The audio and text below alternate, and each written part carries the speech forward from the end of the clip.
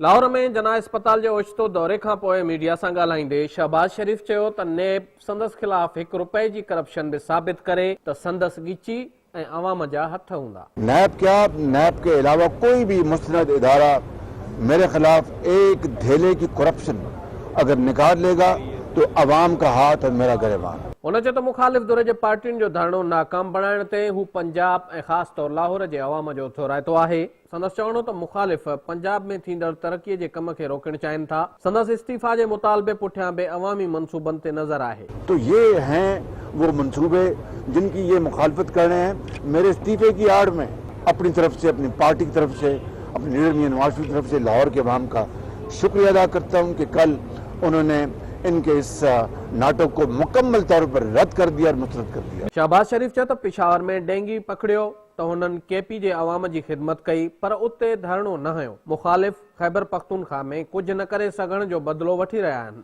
हुन चयो त केपी जे ज़मीनुनि जी फुरलुट कई वई, मथनि इल्ज़ाम मणींदड़ पंहिंजे अंदर में झाती पाए ॾिसनि। इमरान खान ऐं शेख रशीद पारां पार्लियामेंट ते लानत विझण बाबति सवाल जे जवाब में शहबाज शरीफ चयो त जेकॾहिं इहे माण्हू पार्लियामेंट ते लानत विझी रहिया आहिनि त पोइ उन ई पार्लियामेंट में वेठा छो आहिनि, इस्तीफ़ा ॾेई छॾनि।